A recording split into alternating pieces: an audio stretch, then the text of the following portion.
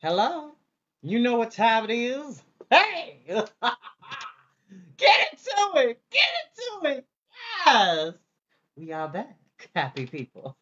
Yes, I have a hairline under this. And yes, I know I'm due for a lineup. Don't come for me in the comments unless I send for you, okay? We are back. We are back. Ooh, I'm blind without my glasses. I can see, but I can't see well. Ooh, gracious. Let me find us some music for the evening. Ooh, excuse me. Hope everybody's doing great. Hey, Daphne. Thank you for watching. About to get started in a little bit. Today has really been magical, y'all.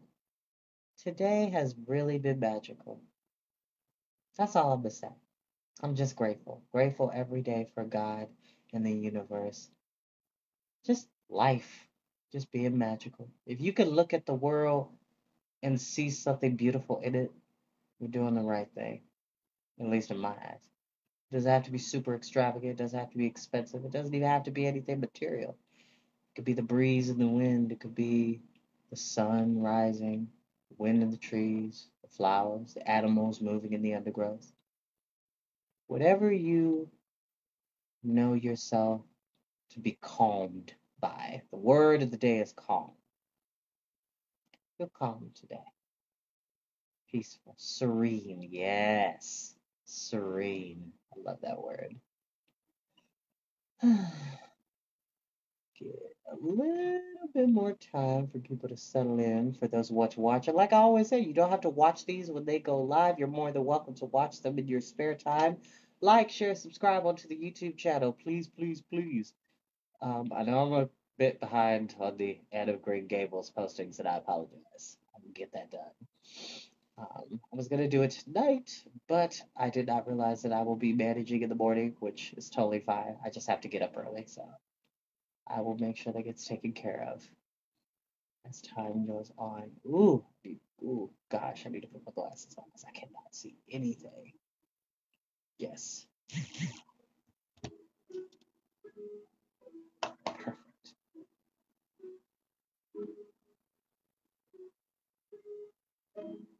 Mm.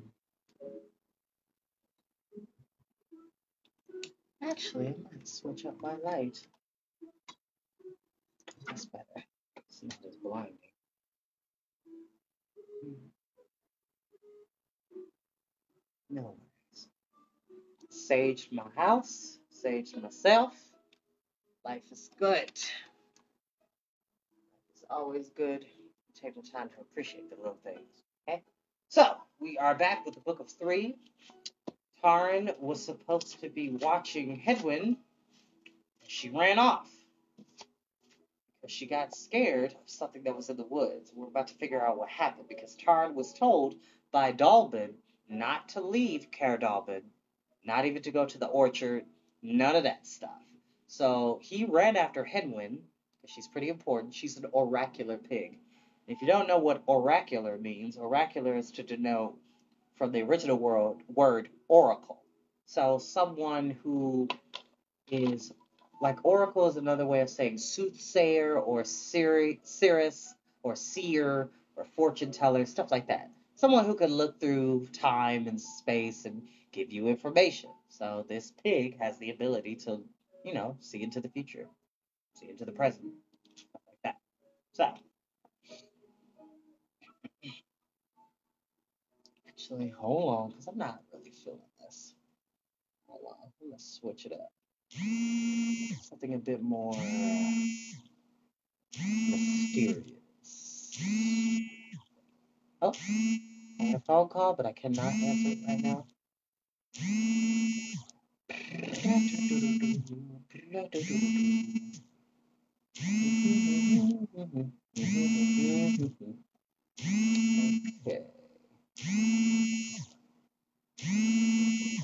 Actually, that's what I'll do. Let me go back in my wanderings. There we go. And of course, I don't own the music that is being played in the background.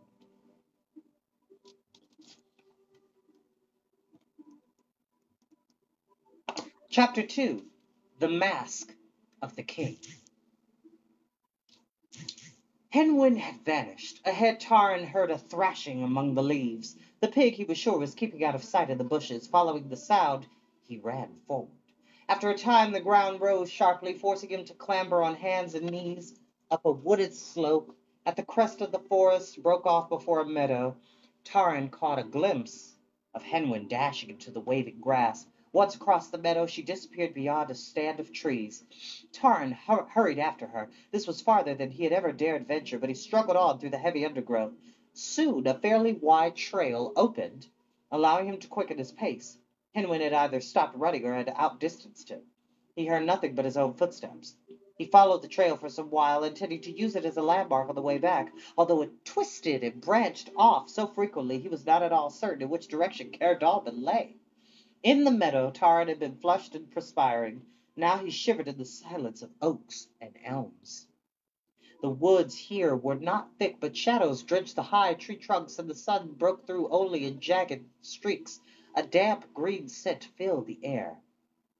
No bird called, no squirrel chattered. The forest seemed to be holding its breath. Yet there was, beneath the silence, a groaning restlessness and a trembling among the leaves. The branches twisted and grated against each other like broken teeth. The path wavered under Taran's feet, and he felt desperately cold. He flung his arms around himself and moved more quickly to shake off the chill. He realized, running aimlessly. He could not keep his mind on the forks and turns of the path. He halted suddenly. Hoofprints thudded in front of him. Well, let's see what I'm going for. Hold on. There we go. So he hears these footprints.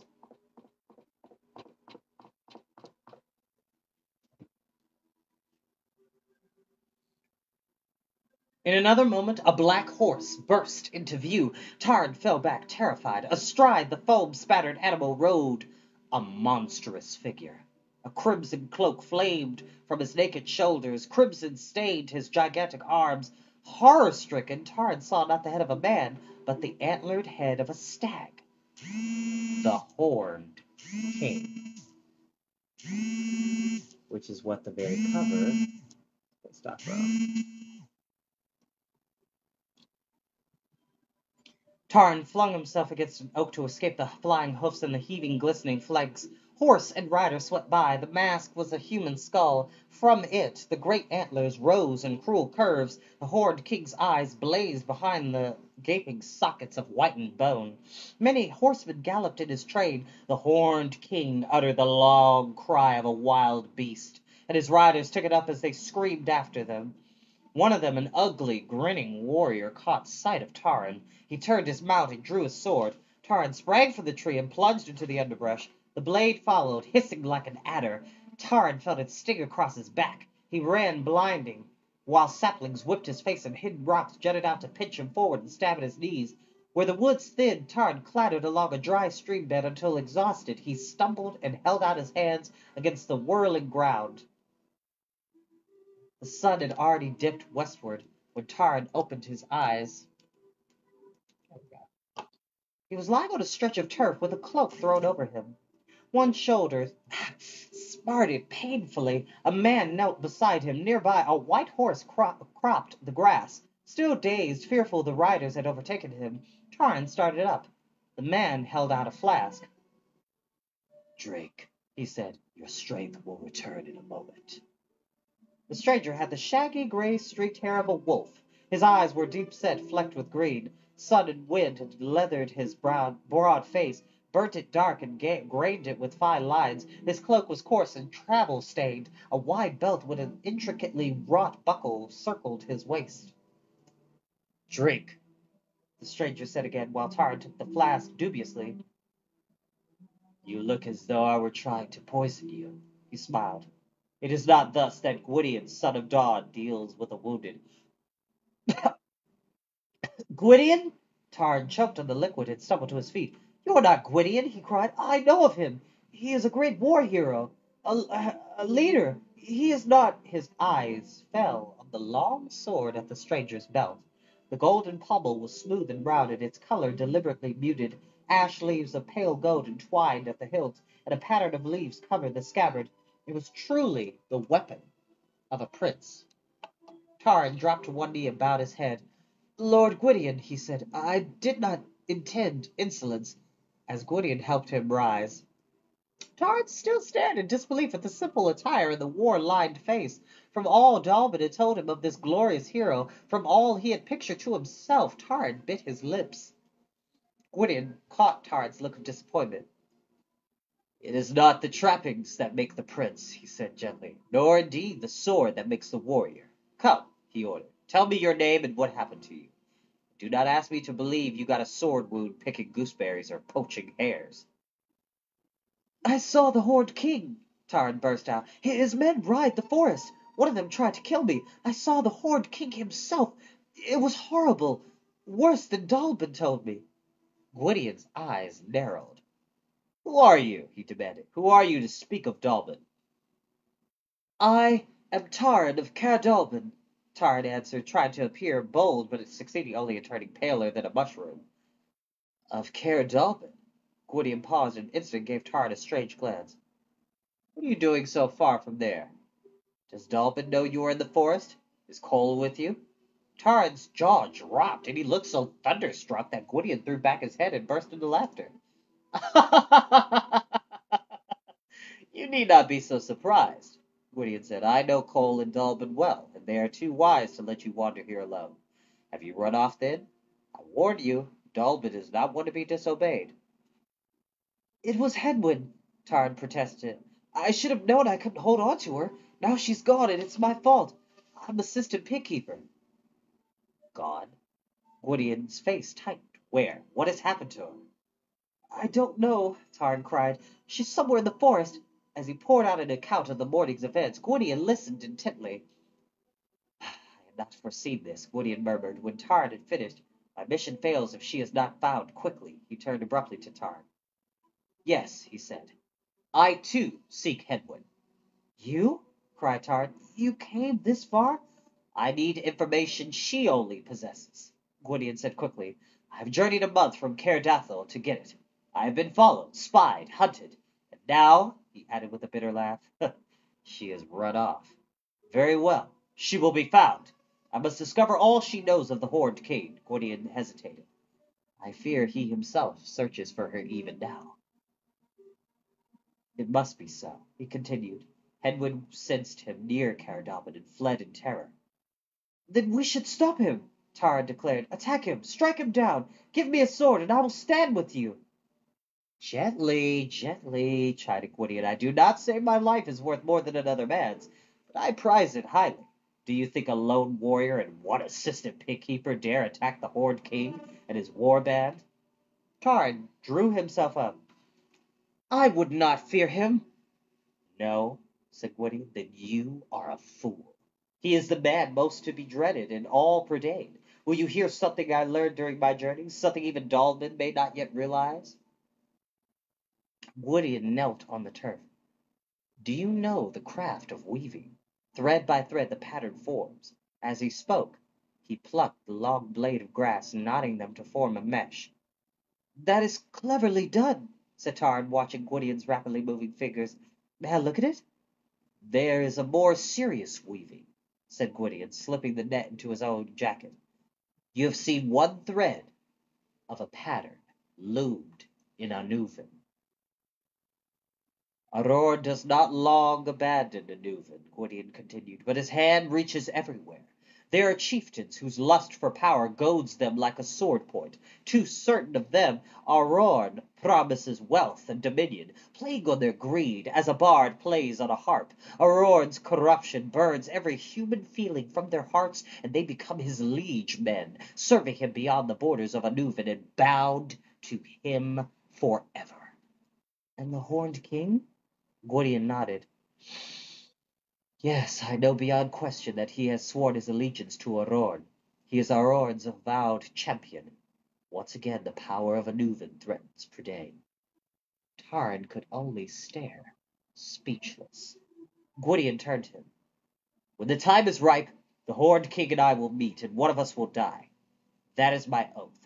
But his purpose is dark and unknown. I must learn it from Hedwyn. She can't be far, Tarn cried. I'll show you where she disappeared. I think I can find the place. It was just before the Horned King. Gwydion gave him a hard smile. Do you have the eyes of an owl to find a trail at nightfall? We sleep here, and I shall be off at first light. Good luck, I may have her back before. What of me? Tarn interrupted. Hedwyn is in my charge. I let her escape, and it is I who must find her. The task counts more than the one who doesn't, said Gwydion. I will not be hindered by an assistant pig-keeper who seems eager to bring himself to grief. He stopped short and looked wryly at Tarn. On second thought, it appears I will. The Horned King rides toward Caerdal, but I cannot send you back alone, and I dare not go with you and lose a day's tracking. Cannot stay in this forest by yourself, unless I find some way. I swear, I will not hinder you, cried Tarn. Let me go with you. Dolphin and Cole will see I can do what I set out to do. Have I another choice? Said Gwydion. It would seem, Tarn of Caerdalbin, we follow the same path, for a little while at least. The white horse trotted up and nuzzled Gwydion's hand. Belengar reminds me it is time for food, Gwydion said. He unpacked provisions from the saddlebags. Make no fire tonight, he warned. The Horned King's outriders may be close at hand. Excuse me. Taran swallowed a hurried meal. Excitement robbed him of appetite, and he was impatient for dawn. His wound had stiffened so that he could not settle himself on the roots and pebbles. It had never occurred to him until now that a hero would sleep on the ground. Gwydion, watchful, sat with his knees drawn up, his back against an enormous elm. In the lowering dusk, Taran could barely distinguish the man from the tree, and could have walked within a pace of him before realizing he was any more than a splotch of shadow. Gwydion had sunk into the forest itself. Only his green flecked eyes shone in the reflection of the newly rising moon. Gwydion was silent and thoughtful for a long time. So you are tired of Caerdalbin, he said at least. His voice from the shadows was quiet but urgent. How long have you been with Dalbin? Who are your kinsmen? Taran hunched against a tree root, pulled his cloak closer about his shoulders. I have always lived at Caerdalbin, he said. I don't think I have any kinsmen. I don't know who my parents were. Dalvin has never told me, I suppose, he added, turning his face away. I don't even know who I am. In a way, answered Gwydion, that is something we must all discover for ourselves. Our meeting was fortunate. He went on. Thanks to you, I know a little more than I did, and you have spared me a wasted journey to Caerdalbin. It makes me wonder, Gwydion went on with a laugh that was not unkind. Is there a destiny laid on me that an assistant pig-keeper should help me in my quest? He hesitated. Or, he mused, or is it perhaps the other way around? What do you mean? Tard asked. I'm not sure, said Gwydion. It makes no difference. Sleep now, for we rise early tomorrow. And that is where we will end for tonight. Yes, so Tard has met the villain. He is terrifying. He is outmatched, outclassed, outgunned. What will our hero do? What's going to happen? We'll find out next time when I see you. So we read that today. So I'll see you for Lloyd Alexander's The Book of Three on Monday. Tomorrow will be Out of Green Gables, which is on Instagram. But there's also episodes on the YouTube channel, which I will upload the other ones momentarily. Be patient with me. All right, y'all. I'll see y'all later. Have a great night, okay? Be good to yourself.